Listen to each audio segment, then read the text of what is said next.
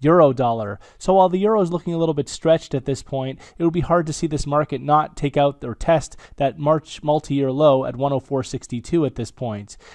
Clearly, the market is looking a little bit overextended, but again, we should see a more downside pressure towards this level before any form of a decent correction. Any rallies that we do see over the coming sessions should be well capped now by that previous July base turned resistance in the 108 area, with only a break back above 108 to really take the immediate pressure off the downside. Ultimately, this downtrend remains firmly intact, and again, deeper setbacks are now seen towards that March base at 104.62. Sterling dollar. So cable continues to adhere to a downtrend off that 2015 high at 159.30, making a series of lower tops and lower lows. At this point, the latest setbacks have opened a fresh downside acceleration, which should expose the 2015 base at 145.66 further down. At this point now, any rally should be very well capped ahead of 152, while only a break back above 153.36 would compromise the bearish outlook. Dollar yen. So dollar yen has been caught in some sideways trade over the past several days, with the market confined to a range between 123.75 above and 122.20 below. At this point, we need to see a break above 23.75 to open the door for a retest of the multi-year high from 2015 at 125.85, while inability to close above 123.75, followed by a break back below 122.20, would open the door for an acceleration of declines and suggest that a lower top is in place in favor of a move back down into the 120 area. Again, for now, we need to see a break on either end for clearer directional insight. Euro Swiss. So Euro Swiss continues to chop within a consolidation over the past several weeks and months, although the market continues to trade within a broader recovery structure, which should favor additional upside eventually through 110.50. At this point, setbacks should continue to be very well supported above 107, with only a break back above 107.14 to compromise the recovery outlook for Euro Swiss.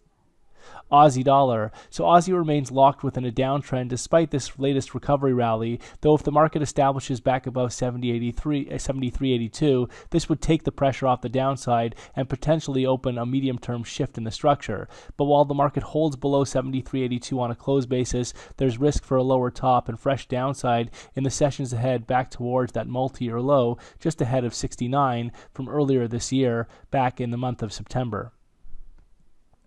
Dollar CAD. So dollar CAD continues to trade with a highly constructive outlook as the market looks to retest and break that 11-year peak from September at 134.57. Any setbacks from here should be very well supported into the 130 area, while ultimately only back below 128 would really compromise the highly constructive outlook for dollar CAD. If the market does take out 134.57, this could open the next major upside extension towards 140 in the weeks ahead.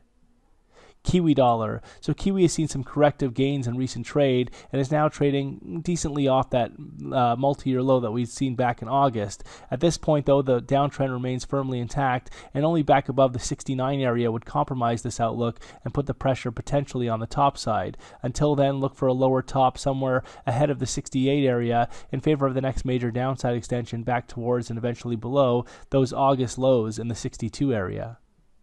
SPX 500. So the S&P 500 has stalled out after rallying up in early November to 2117, and the market at this point could be looking to either mount a bullish continuation beyond 2117 and back towards the May record high at 2137, or put in a lower top here, which would be confirmed or strengthened on a break and close back below recent lows that we saw at 2068. Ultimately, a break below 2003 would be required to officially shift the structure and accelerate declines. Gold. So gold has seen some intense declines over the past several days, with the market now taking out key psychological barriers at 1050 and trading down to 1046 thus far.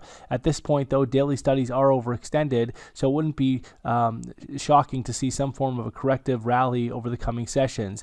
But we would need to see a break back above 1100 to take the immediate pressure off the downside and open the door for a more significant acceleration. A close below 1046 would, or even 1050, would suggest that the market is poised for fresh declines down towards next major psychological barriers at 1000.